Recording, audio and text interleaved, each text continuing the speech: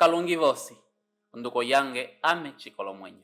Sejam bem-vindos ao canal Kimbo, o seu canal de língua Umbundo, seu canal de aulas de língua Umbundo. Neste vídeo eu vou falar sobre, como você viu no título e na capa, ideofones. Ideofones. Já ouviu falar? Conhece essa expressão? Sabe do que se trata? Bem, eu pelo menos não sabia até acho 2 semanas atrás. Quando ouvi a expressão, parecia uma palavra bastante familiar, os iPhone, não sei o quê. Mas, assim, o significado da expressão eu nunca tinha ouvido falar. E foi uma dúvida, na verdade, que uma aluna enviou no WhatsApp, a Flora, do Brasil. Ela perguntava-me se existem idiofones na língua Umbundo. Ora, no momento eu fiz uma pesquisa rápida, né, para tentar saber o que eram idiofones. E foi uma grande surpresa para mim perceber que trata-se de alguma coisa que existe em abundância na língua Umbundo. Então é disso que eu vou falar neste vídeo. Se você não é inscrito, inscreva-se. E se você deseja adquirir material didático Umbundo, eu vou deixar aqui na descrição e no primeiro comentário fixado um PDF onde tem alguns dos materiais em formato digital que eu tenho disponível. E é só você entrar em contato, ok? Então vamos lá. Idiofones. Idiofones. Vou ler aqui a definição que eu encontrei no chat GPT para idiofones. Idiofone é uma palavra ou expressão que tenta imitar ou evocar uma ideia, sensação, movimento ou estado através do som.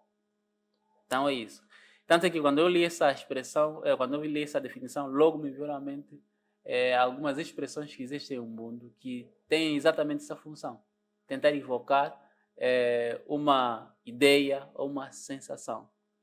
E ainda diz que ele é muito comum em línguas africanas, asiáticas e indígenas, mas pode existir em outras línguas. Então veja, não estamos a falar daqueles sons como tic-tac ou boom. Esses em português eles chamam de onomatopeia, né? A onomatopeia que imita sons reais. As onomatopeias imitam sons reais, como esses exemplos que eu mencionei. Não é isso. Esses não são idiofones. Idiofones são diferentes. Os idiofones, eles podem representar uma sensação visual, como brilho, cor ou forma. Uma sensação tátil, textura e temperatura. Ou um movimento, ou podem também representar um movimento rápido, lento, repentino. Podem representar também um estado emocional ou físico, susto, tontura ou cansaço. O idiofone, ele transmite mais do que o significado literal da palavra, é mais do que isso. Ele traz uma imagem sensorial, como já mostrou a definição. Em português é raro existirem idiofones, eu fiz uma análise, mas pelo menos há algumas expressões que têm traços idiofônicos, como zigue-zague, que é um movimento irregular, e também blá blá blá, a expressão blá blá blá, que transmite a ideia de uma fala vazia e repetitiva. Então, com base nessa descrição, eu trouxe 7 idiofones da língua Umbundo. Existem outros, como eu disse, né? Existe uma variedade enorme de idiofones na língua Umbundo, mas eu trouxe 7. Vamos considerar esses 7 e vou fornecer alguns exemplos desses 7 idiofones. Então vamos aos idiofones da língua Umbundo que eu trouxe aqui como exemplos. Primeiro, pé. Pé, essa é a expressão. Pé. Pé. Pé é um idiofone que representa algo branco ou até mesmo vazio. Pé é uma expressão que representa a ideia de algo branco, transmite a ideia de algo branco ou até mesmo vazio. O canho anda e chilume atiuka kupange onjo waisanga pé oviteleka muli. Tradução: a mulher foi. Quando o homem voltou do trabalho, encontrou a casa vazia, sem artigos ou sem as coisas da casa. Ele encontrou vazio. Então aqui usamos a expressão waisanga pé, encontrou a casa vazia. Entenda que P não é a tradução, como já disse, não é a tradução literal da palavra. É a expressão que transmite a ideia daquela situação. Então, existe uma outra palavra para vazio, que é o polocosso. O polocosso é a palavra, é a tradução literal. É a palavra que transmite a ideia literal de vazio. Mas aqui, PL não é a tradução literal. Entretanto, traz essa ideia de vazio. Ombinjayanga yaira pé. A minha camisa está branca. E é interessante reparar que estas expressões, além de trazerem esse significado, além de transmitir essa ideia, elas, em Ubuntu pelo menos, também trazem o conceito de exagero ou ênfase em relação a essa ideia. Por exemplo, no exemplo que eu dei por último, Ombinjayanga Yayela Pé, eu poderia simplesmente dizer a minha camisa é branca, simplesmente assim, Yayela. Mas eu digo pé, que além de transmitir a ideia de branco, de brancura, além de transmitir a ideia de brancura, tá certo? Brancura, né? Também transmite a ideia de um pouco de exagero, muito branca. Outro exemplo, o teu wasekulu pé ou ele. O teu wasekulu pé ou ele. A cabeça do mais velho está branca de... como é que se diz? Ou ele. Cabelo é singa.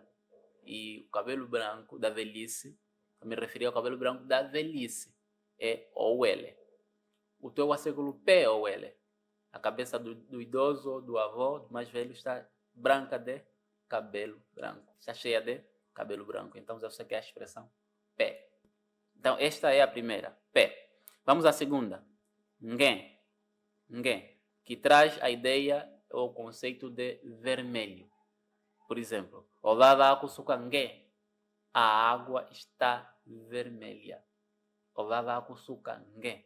Olava ngen. Alguém pode simplesmente dizer isso. Ndandele kolui, ndasinga, olava ngen. Fui ao rio, encontrei a água vermelha. Veja que a tradução da palavra vermelha é akusuka, a cor vermelha. É valarikusuka, a cor vermelha. Mas a pessoa pode não dizer a palavra e apenas pronunciar essa expressão, que já passa a ideia de vermelho. Ngen. A seguir, mbum. Mbum transmite a ideia de escuro ou preto. Momelayaye muatekava mbum. Na boca dele tem a cor preta. A boca dele está preta, está muito preta. Momelayaye mbum. Momelayaye tekava mbum. A outra expressão, fim. Fim, que transmite a ideia de quente. Omola watokota fim. Omola watokota fim. A criança está quente. Omola watokota fim. A criança está quente. E a outra expressão, ngai. Ngai transmite a ideia de amargo. Olondungu viarula ngai. O jindungu ou piripiri, acho que esse é o termo técnico, né? É amargo ou picante, né? Porque é assim, você poderá talvez ouvir alguém em português, poderá ouvir alguém a dizer o jindungu está amargo. Não sei se você já ouviu alguém a falar isso, o jindungu está amargo. Eu, inclusive, já falei isso várias vezes, às vezes ainda assim por engano, eu falo que o jindungu está amargo, porque esse é o conceito em Ubuntu. Em Ubuntu, o curioco, qual essa comida está amarga. O londungu e vivialula, esse jindungu está picante. Então, a palavra que é utilizada é a mesma, tanto para picante quanto para amargo. Então, por isso é que você vai provavelmente ouvir alguém, se você ouvir alguém a dizer o jindungu está amargo, provavelmente é uma pessoa que fala Ubuntu, porque ela está a transportar esse conceito. Já algumas vezes a minha esposa me disse, olha, o jindungu não é amargo, ele pica. Mas é a força do hábito, né? Por causa da língua nativa. Eu digo o jindungu está amargo.